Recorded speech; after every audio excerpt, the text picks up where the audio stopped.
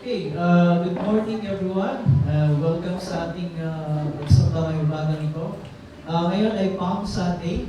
And so mamaya sa ating sermon, we will talk about ano ba yung Palm Sunday and what is its significance sa ating buhay sa panahon ngayon. So mga kasama natin online, please leave a comment sa ating comment session so I will acknowledge you later on.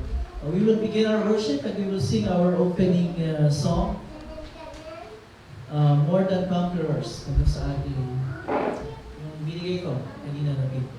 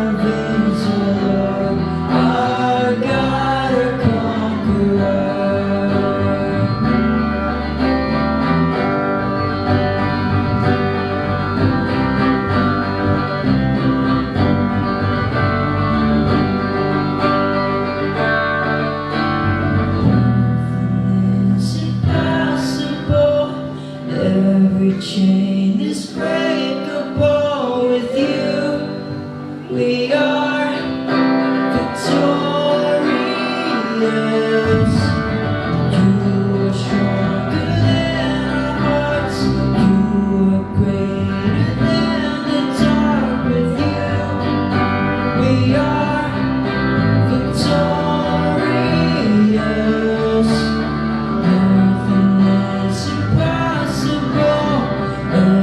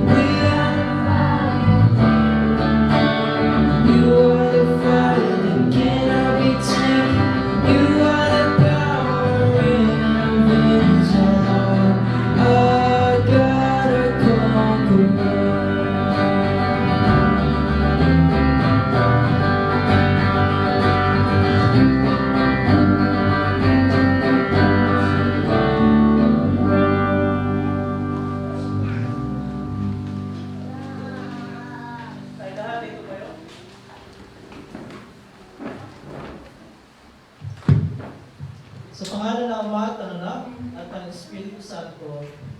Amen.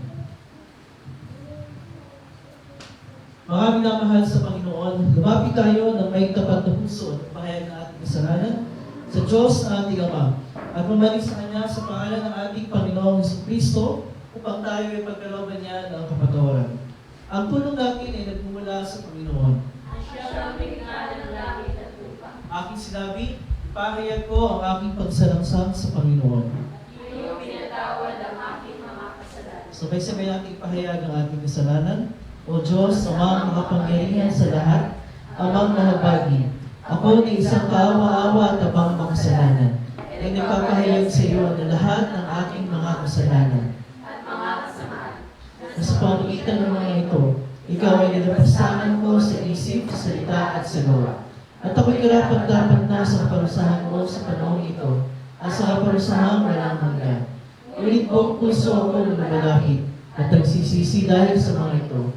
At dumadalangin ako sa iyo dahil sa walang hanggang kahabagan mo. At alang-alang sa banal, walang dunis, mapapait na pagtitiis at namatayan ng iyong iniibig na anak ng si Jesucristo ay maging mahabagin na papagbiyaya ka naman sa akin ay isang abang makasalanan. At sa tulong ng Espiritu Santo ay palawakin ang aking kaalaman at maging masunod sa iyong salita hanggang sa wakas. At sa iyong hampagan biyaya ay magkaroon ako ng buhay na walang hanggan sa pamagitan ni Jesucristo na aming Panginoon. Amen. Dahil sa pagpapahayag ito, katungkulan ko bilang tinawag at inalagang lingkod ng salita ng Diyos. Ipahayag ang biyaya ng Diyos sa inyong lahat. At bilang kinatawa ng aking Panginoon Jesucristo sa pamagitan ng kanyang utos, ay pinatatawag ko sa inyong lahat ng inyong mga kasalanan. Sa pangalan ng Ama at ng Anak at ng Espiritu Santo. Amen. Tayo manatili na po. Pinagpala ang dumarating sa pangalan ni Yahweh. Magmula sa templo, mga pagpapalay kanyang tatanggapin. Buksan niyo mabuti ang mga tarangkahan. Buksan niyo pati mga lumang pintuan. At ang dakilang hari papasok at daraan. Sino ba itong dakilang hari? Siya si Yahweh na malakas at makapangyarihan. Si Yahweh magtagumpay sa labanan. Buksan niyo mabuti ang mga tarangkahan. Buksan niyo pati mga lumang pintuan. At ang dakilang hari papasok at daraan. Sino ba itong dakilang hari? Ang makapangyarihang si Yahweh. Siya ang dakilang hari. Awitin natin ang luwalhati sa luwalhati sama at sa anak at sa Espiritu kung paano noong una ngayon magpakailanman walang hanggan. Amen. Panginoon, mahabag ka sa amin. Kristo, mahabag ka sa amin. Panginoon, Mahabag ka sa amin. Ang Panginoon ay sumayo. ang kanyang Espiritu. Manalangin tayo. Makapangyarihan at walang hanggang Diyos, isinugo mo ang iyong anak, ang aming tagapagligtas na si Jesus, upang akuin ang aming kasalanan at magdusa at mamatay sa krus para sa amin. Sang-ayon sa iyong habag, ay pagkaloob mo na aming sundin ng halimbawa ng kanyang dakilang pagpapakababa at pagtitiis, at gawin mo kaming maging mga kabahagi ng kanyang muling pagkabuhay. Sa pamagitan ng Jesucristo, iyong anak, aming Panginoon, ang nabubuhay, tagahari kasama mo at ng Espiritu Santo, iisang Diyos ngayon at magpasawalang hanggan. Amen. Tayo po at pakinggan natin ang pagbasa ng salita ng Diyos.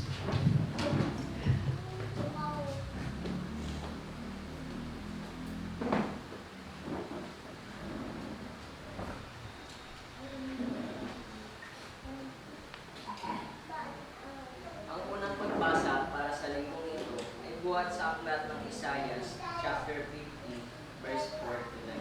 At ito ang mga sinasabi. Ang Panginoong Yahweh ang nagturo sa akin ng sasabihin, para tulungan ang mahihina. Tuwing umaga ay nananabik akong malaman kung anong ituturo niya sa akin. Binigyan niya ako ng Panginoong Yahweh ng pangunawa. Hindi ako naghimagsik o tumalikod sa Kanya. Hindi ako kumanti ng pupugin nila ako. Hindi ako kumikibo ng insultuhin nila ako. Sinabayaan ko silang bunutin ang aking balbas at laruan ng aking mukha. Hindi ko pinansin ang mga panginsultong ginawa nila sa akin, sapagkat ang Panginoong Yahweh ang tumutulong sa akin. Handa akong magtiis sapagkat aking nalalaman na ako'y hindi napapahiya. Ang Diyos ay malapit at siyang magpapatunay na wala akong sala. May mga ahas bang ako'y usbin? Magharap kami sa hukuman at ilahad ang kanyang paratang. Ang Panginoong Yahweh mismo ang magtatanggol sa akin. Sinong makapagpatunay na ako ay may sala? Mawawala lahat ng aking nagbibintang sa akin, tulad ng damit ng inangat-ngat ng insekto. At ito ang salita ng Diyos. At ang ikalawang pagbasa naman ay buhat sa aklat ng mga taga-Pilipos, chapter 2, verse 5 to 11. At ito ang mga sinasabi. Naway magkaroon kayo ng kaisipan na tulad ng kay Kristo Jesus. Kahit taglay niya ang kalikasan ng Diyos, hindi niya pinagpilitang manatiling kapantay ng Diyos. Sa halip, kusay niyang binitawan ang pagiging kapantay ng Diyos at namuhay ng isang alipin. Pinanganak siya bilang tao at nang siya'y maging tao, pinagkumbaba siya at naging masunurin hanggang kamatayan. Maging ito man ay kamatayan sa krus. Dahil dito, siya'y lubusang itinaas ng Diyos at binigyan ng pangalawang higit sa lahat ng pangalan.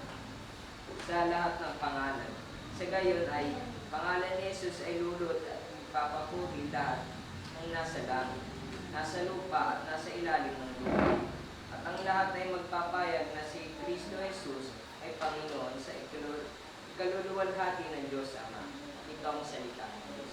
Kasi tayo utang.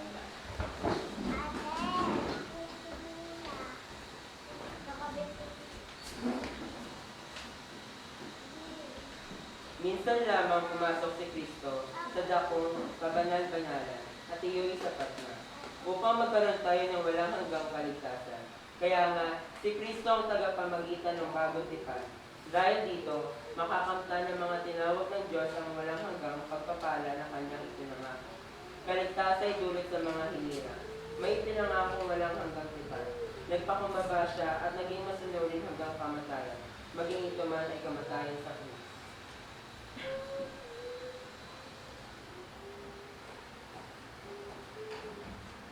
Ang mabuting balita ayon kay Mateo, chapter 21, verse 1 to 11.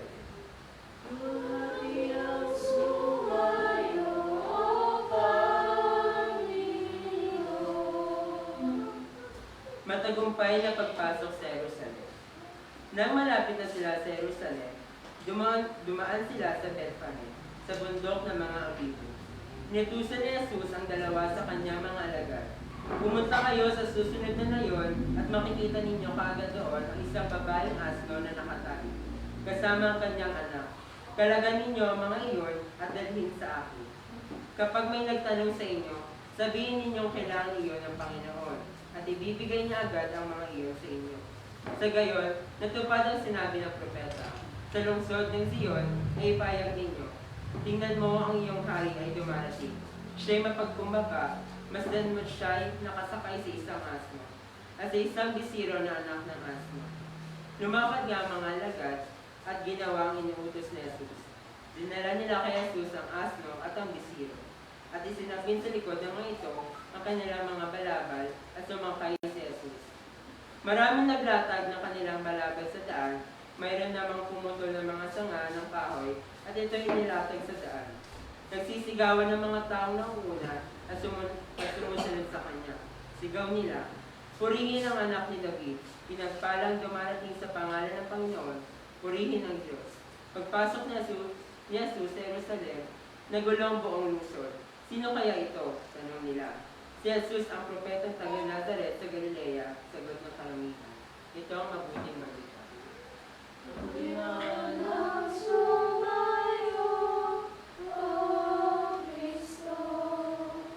Manatili mananatili po tayo nakatayo at sabay-sabay natin bibigkasin ang pagpapahayag ng pananampalataya, ang credo ni Stella sa Panginoon. Sabay-sabay po tayo. Sumasampalataya ako sa isang Diyos na makapangyarihan sa lahat, na may likha ng langit at lupa, at ang lahat ng bagay na nakita at hindi nakakita. At sa isang Panginoong Jesucristo, lugtong na anak ng Diyos, na wala sa Ama una sa lahat ng panahon. Diyos buhat sa Diyos, liwanag buhat sa liwanag, tunay na Diyos buhat sa tunay na Diyos, pinanganak at hindi nilikha, isang sangkap ng Ama, na sa pamagitan niya nilikha ang lahat ng bagay, na dahil sa ating mga tawad sa ating kaligtasan, ay bumaba mula sa langit, at nagpapatawad sa pamagitan ng Espiritu Santo kay Birhen Maria, at naging tao, nagpakasakit dahil sa atin sa panahon ni Poncio Pilato, pinako sa krus sa matay kinibig, na ikatlong araw nagbuhay ulit sa ayon sa kasulatan, umakyat sa langit, at nakatulog sa kanan ng Ama, at siya'y babalik na muli na may kalulatian, upang makuha ng mga buhay at ng mga patay, at ang kaliyan niya ay walang hanggan. At sumasampalataya ako sa Espiritu Santo, ang Panginoon at tagapagbigay buhay, na nagmula sa Ama at sa Anak, na sinasamba at lahat ay kasama ng Ama at Anak, nagsalita sa pamamagitan ng mga propeta, at sumasampalataya ako sa isang banal, Kristiyano Apostolik ng Iglesia, naniniwala ako sa isang binyag, sa ikapagpapatawad ng mga kasalanan, at umaasa ako sa pagkabuhay ng hindi ng mga patay, at sa buhay ng panahon darating. Tayo natin po, ang bigyan natin yung ating next song, Mike and Save. Nandun sa likod, yung binigay ko sa inyo.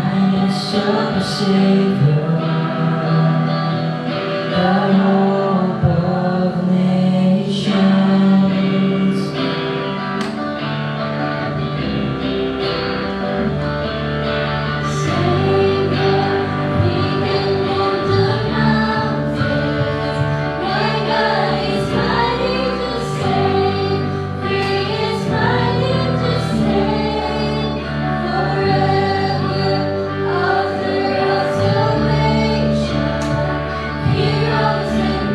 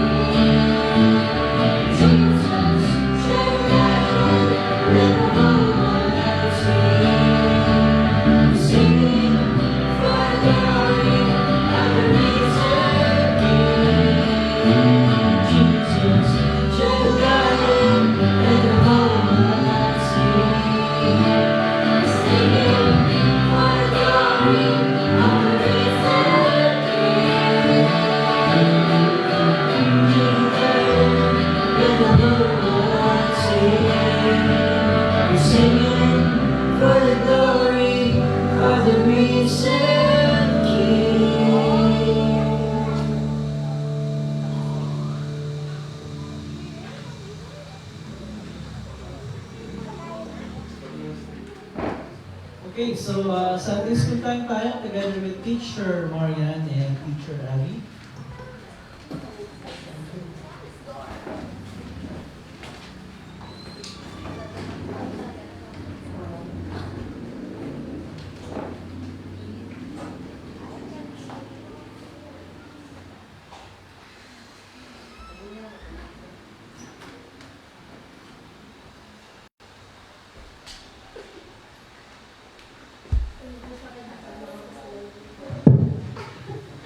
Okay.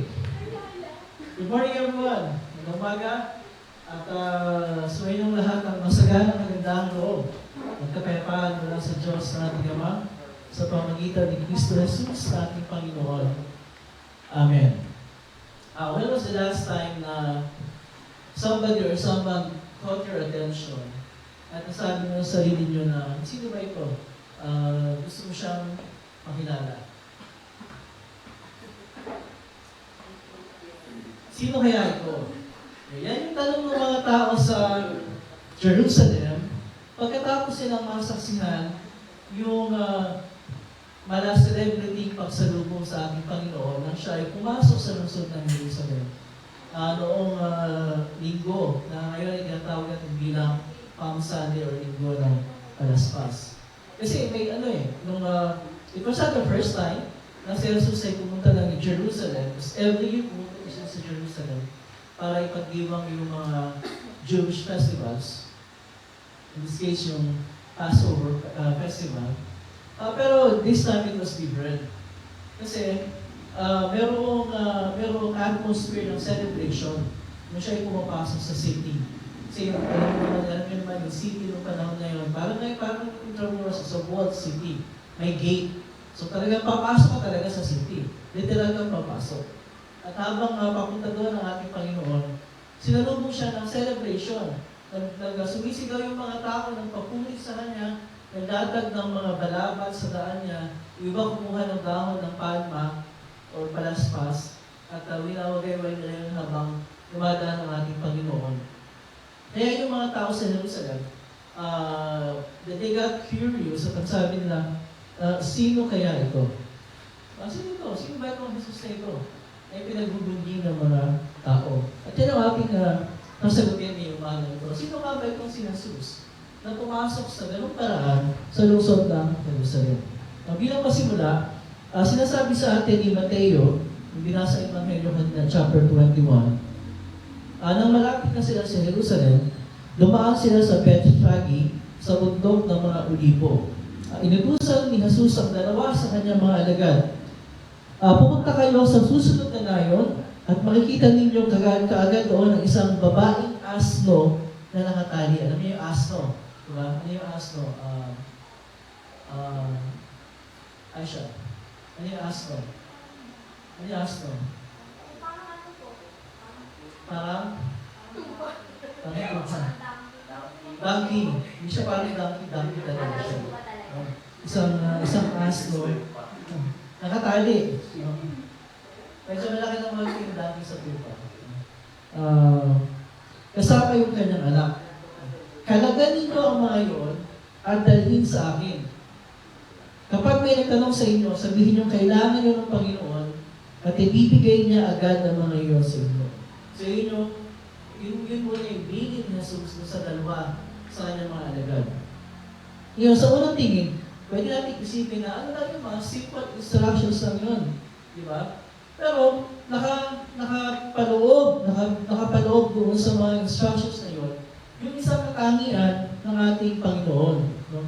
Isang katangian na nagpapakilala sa ating Panginoon. Ano yung katangian na yun? Pansinin niyo mabuti. Yung instruction ni Jesus sa dalawa sa kanyang mga alagad ay naglalaman ng definite, sure, tiyak na mga detalye. Exact yung mga details eh. Anong uri ng hayop? Anong uri ng hayop? Asno. Anong aso? Asno. Anong nasarihan ng asno? Babae, lalaki? Babae. Okay? Babae ng asno. Okay? So, anong uri ng hayop? babaeng asno. Ano yung eksaktong kinaroroonan ng hayop? Sinabi din ng Panginoon, di ba? Sa larawan yung hayop, nakatali kasama yung kanyang anak. Tapos, ano yung magiging reaksyon ng may-ari ng hayop? Pag kinuhayan nila yung asno, ano magiging reaksyon? Tatanong, ba't yung kinukuha yan? At ano yung magiging sagot ng may-ari ng hayop kapag sinabi nilang kailangan yun ng Panginoon?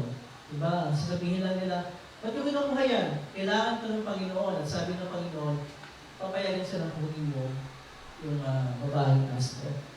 Exact, precise details. Kaya kung eksaktong detalye yung mga sinabi ng Panginoon, anong katangian ng Panginoon ang pinapakita dyan? Ano siya? Ano siya? Kung alam niya beforehand kung ano yung mangyayari, anong tawag doon? Ano siya? All-knowing. No? Or sa English, omniscient. Omniscient. No? All-knowing. Nalalaman ni Jesus ang lahat ng bagay. No? Pati yung mga bagay sa future, pati yung nilalaman ng isip at ang dami ng mga tao. Yun yung saklaw ng kaalaman ng ating Panginoon, yung pagiging all-knowing niya. Hindi lang niya alam yung lahat ng knowledge, iba pa yun eh. Alam niya yung mangyayari in the future, alam niya yung nasa isip at puso nating mga tao. Kaya nga, at one point sinabi ng mga alagad ni Jesus, Panginoon, alam po ninyo ang lahat ng bagay. So that's one. It shows yung pagiging all-knowing ng ating Panginoon, nakatangi yan ng Diyos. Kasi Diyos lamang ang all-knowing. Walang kahit sinong itatagla ng katangian na yan. Okay, so sumunod yung mga alagad, ginawa nila inutos ng ating Panginoon sa kanila. Ngayon, doon sa version ni Marcos, itong pangyayari na ito, sinabi na doon na nung lumakad sila, nakita nila yung asno sa tabi ng daan. Nakatali ito sa may pinto ng isang bahay. Nang kinakalagkan na nila ang hayop, tinanong pa sila, ilan na nakatayo doon? Bakit yung kinakalagan yan? Sumagot sila ayon sa bilin ni Jesus at hinayaan na silang umalis. Okay. Ngayon, hindi simple yung pinapagawa ni Jesus sa dalawang alagad na ito. Di ba? Hindi simple yun. Pag binasa natin, parang simple lang, pero hindi eh. Diba? Kasi, ito ba naman, usang ka na kunin yung pagmamayari ng iba na walang paunang pasabi. Diba? Nagagawin ba yun? Diba, tatanong ko sa Panginoon na, baka magalit. Baka magalit sa mga may-ari. Diba? Baka kung ano gawin sa amin. Pero, at pwede naisip yan ng dalawang alagad, hindi ba? Pwede naisip na yan. Pero, ang ginawa nila, sumunod na lang sila. Okay? Sumunod sila doon sa instructions ng ating Panginoon. At nakita nga nila, nangyari yung sinabi ng ating Panginoon. Tinanong sila, bakit yung nakakalagan sila? Doon nila ayon sa sabi ng Panginoon. At nangyari niya, sinasabi ni Jesus. Papayagan silang umalis, papayagan silang kunin yung babaeng asno. Ngayon, dyan sa pangyayari niya, meron pa rin dalawang bagay na pinapakita tungkol sa aming Panginoon. So, pangatlo na to. Una, ipapakita ng kanyang pagiging all-knowing. Ano yung pangalawa? Sa aklat ng mga awit, chapter 21, verse 4, ganito yung sinasabi doon. Ang buong daigdig at ang lahat ng naroon, ang may-aring si Yahweh na ating Panginoon. Ano sinasabi doon? Ang lahat ng bagay sa mundong ito ay pagmamay-ari ng Panginoon. Everything. Okay, lahat ng bagay. Pagmamay-ari ni Yahweh na ating Panginoon. At ano ang sabi niya sa kanila pag may tanong? Sabihin nyo, kailangan ito ng Panginoon. Ilang Panginoon ba ang mayroon? Ilang Panginoon ang mayroon? Isa, dalawa, tatlo, ilan? Iisa lang ang Panginoon. Kaya yung sinasabi dito sa aklat ng awit at ang ating Panginoon Jesus ay iisa. Siya yung Panginoon na yun.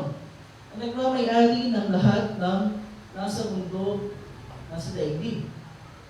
So, in other words, nang sabihin ni Jesus sa mga alagad, kunin nyo, sabihin nyo, kailangan ito ng Panginoon. Ginagamit ni Jesus yung kanyang karapatan bilang Panginoon na nagmamay-ari ng lahat ng bagay. At kung siya ay nagmamayari ng lahat ng bagay, meron siyang karapatang gamitin ang kahit aling bagay ayon sa kanyang nais at ayon sa kanyang layunin. Diba? Kahit ano pa yung nais niya. Regardless, kung yung mga bagay na yun ay parang hindi mahalaga sa pamantayan ng sanlibutan. Kasi imagine nyo, bakit sa lahat ng hayop, bakit isang asno? Diba? Bakit hindi isang magarang kabayo? O kaya kabelyo? Bakit isang asno? Pero yun ang nais ng ating Panginoon. Again, the point is, gagamitin niya ang lahat ng bagay ayon sa kanyang layunin, regardless kung yung bagay na yun, regardless kung tayo mga tao ay hindi mahalaga sa paningin ng sanlibutan. It doesn't matter. Okay? So, point doon kahit ano pa yung ating kalagayan sa buhay na ito, God can and will use us according to His purpose. Okay? So, wag natin tinilan yung sarili natin na wala akong magagawa para sa Panginoon. Isa lang ako hamak na ganito, ganyan. Unang-una sa paningin ng Panginoon, hindi tayo hamak. Okay? Walang Kristiyano na hamak sa paningin ng Panginoon. Bakit? Kasi unang-una, tayo ay mga anak ng Diyos. Diba? Child of God. Children of God. Hindi tayo hamak. Hamak siguro tayo sa paningin ng mundo. Pero as far as the Lord is concerned, hindi tayo hamak. Okay? Tayo ay kanyang mga anak. Meron bang anak ng Diyos na hamak? Hindi. So the point here is that God can use, and He will use anything and everything, and anyone, everyone, para sa kanyang layunin. Okay, paano pinapakita nito? Yung kapangyarihan ng kanyang salita. Diba naman sabi niya, sabihin niyo sa may-ari, kailangan ito ng Panginoon. Sabi ba niya na, pag ano kayo, magpagsuntukan kayo sa ano, tapos kunin nyo. Forcefully, kunin nyo. O kaya, i-hypnotize nyo para makuha nyo ito sabihin nyo ito. Okay? It shows yung kapangyarihan ng salita ng Panginoon. Yung kapangyarihan ng salita ng Panginoon na magpakilos at magbago sa isip at puso ng mga tao. Walang mahabang paliwanag. Di ba? Walang mahabang paliwanag. Walang mabulaklak ng salita. Walang pananakot at pagbabanta. Basta ang sabi lang, kailangan ito ng Panginoon. At sapat na yun para sumunod yung may-ari ng hayop. Buong pusong sumunod sa salita ng Panginoon. At ito ay napapaalala sa atin ng sinabi sa Hebreo chapter 4 verse 12 patungkol sa kapangyarihan ng salita ng Panginoon. Sabi doon, ang salita ng Diyos ay buhay at mabisa. Mas matalas kaysa alinmang tapak na ang magkabilay talim. Ito'y tumatagos maging sa kaibuturan ng kaluluwa at espiritu, ng mga kasukasuan at buto, at nakakaalam ng mga iniisip at binabalak ng puso. So never underestimate the power of God's Word. Okay? Ang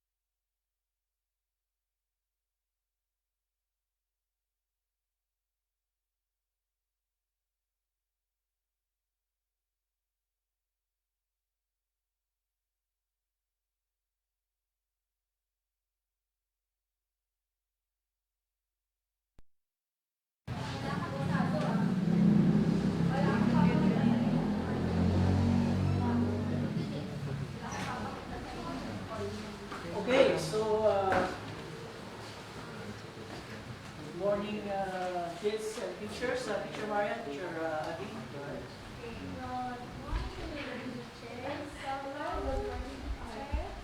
Once again, good morning, kids. Teachers. Okay, ano yung lesson natin kanina? Sino yung mga characters na nandun? Na nabanggit? Si Simon. Anong ginawa niya? Siya yung nagbuhat ng krus. Bakit niya binuhat niyo yung krus? Okay, hindi niya na kayang buhatin. Tapos, yung isa pang character natin, yung main character natin, sino? Si Jesus. Si Jesus. Okay. Tapos, meron pang dalawa, yung kasama ni Jesus, na sa gilid niya. Yung mga magnanakaw. Tapos, sino naman yung nagpapako kay Jesus? Letter P. Sino yan ha? Si Poncio Pilato. So, nung start ng story, ano yung nangyari doon sa start ng story? Dinala ng mga Hudyo, sino? Si Jesus kay Poncio Pilato. Tapos parang ang naisip doon ni Poncio Pilato, di ba? Hindi siya agree na namamatay si Jesus. Pero, dahil sinasabi yun ng mga Hudyo, para manatiling peaceful yung kanilang lugar, anong ginawa niya? Pinapatay niya na lang. Tapos, saan na sila nung buhat-buhat ni Jesus yung cross? Saan sila pupunta? Sa? Sa? Bundok ng mga bungo. Okay. Doon, ano mangyayari doon sa bundok ng mga bungo? Doon ipapakaw. Bakit ipapakaw si Jesus? Ipapakaw sa krus. Okay. So, kaya meron din siyang dalawang kasama doon na magnanakaw. And during nung pinako na si Jesus sa krus, ano yung ginawa ng mga kawal sa kanya?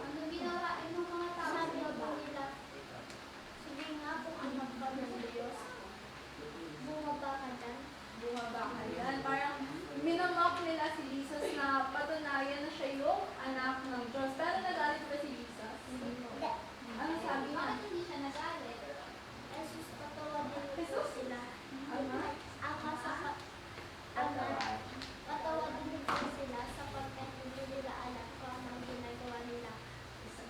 Okay, very good. Tapos, merong isang person na nagsabi kay Jesus na ano yung sinabi niya? Na alalahanin siya pag naghahalin siya. Sino yun? Yung? Si Simon ba? Hindi. Yung? Yung nasa grade niya na magnakaw. Tapos, ano yung sagot ni Jesus? Ngayon din.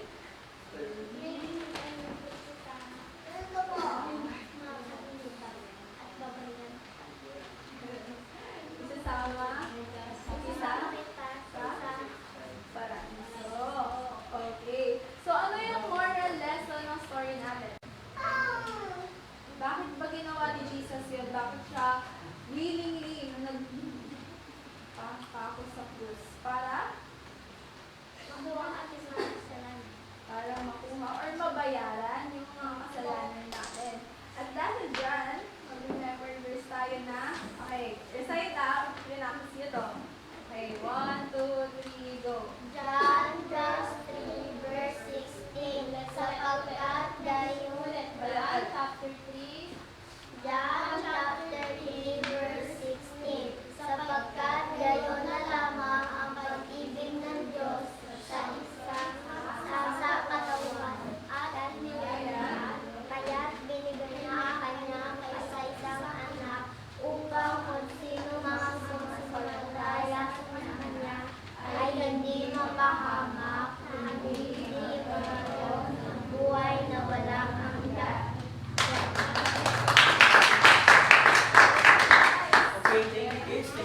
Mariah at Teacher Abby. So ngayon, kasama natin tanggapin ang piling ng tuwang dugo ng ating Panginoon. Dalakit ng tinapay ang alak sa iyong pagpapatawad ng ating mga kasalanan.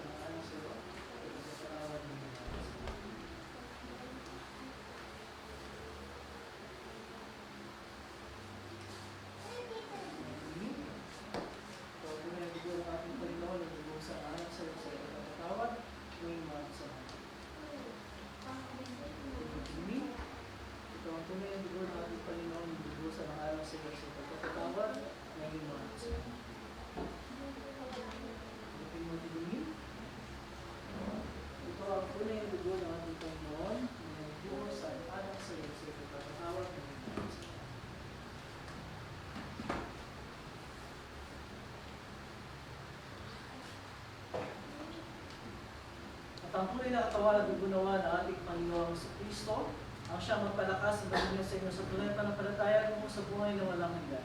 Imaon kayong magkapepan kalang sa inyong puso. Amen.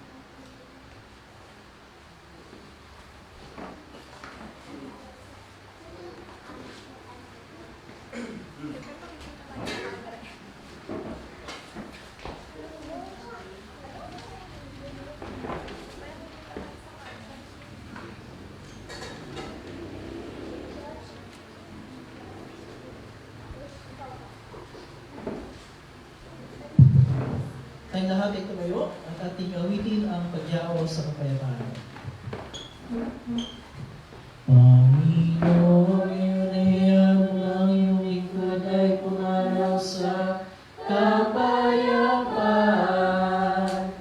ayon sa iyong pangako. Sapagkat nakita ng aking mga dahil ay inihanda mo para sa lahat ng mga bansa. Iwalag itong tatanglaw sa mga hentil at magbibigay karangalan sa iyong bayang Israel. Luwalhatin sama at saya at sa Espiritu. Kung paano mula ngayon magpagkailanman walang hanggan. Amen.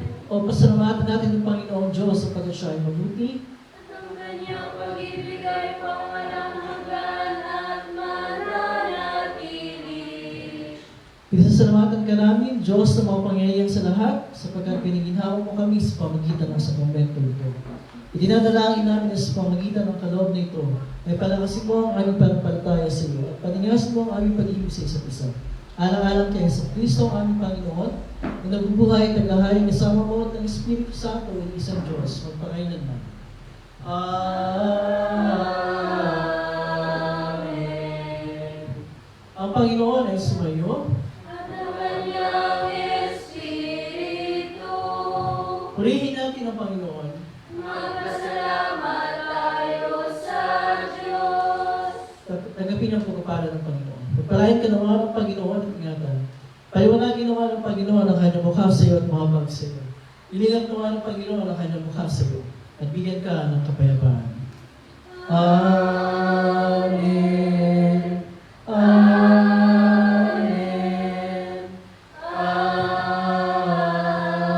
Amen.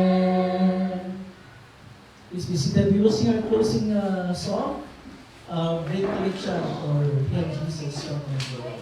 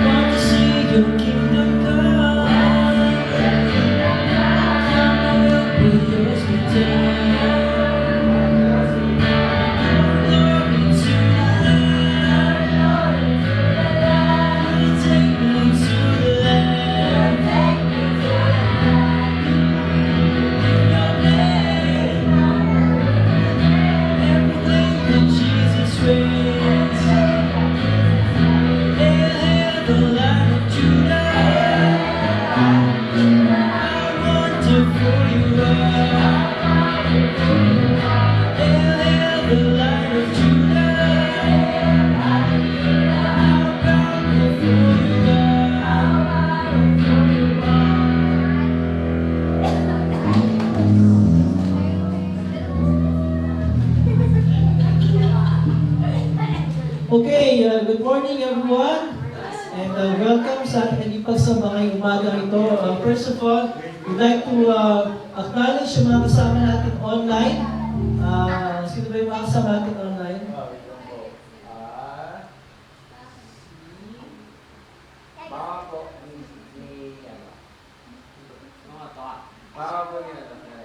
May si Mama Jo.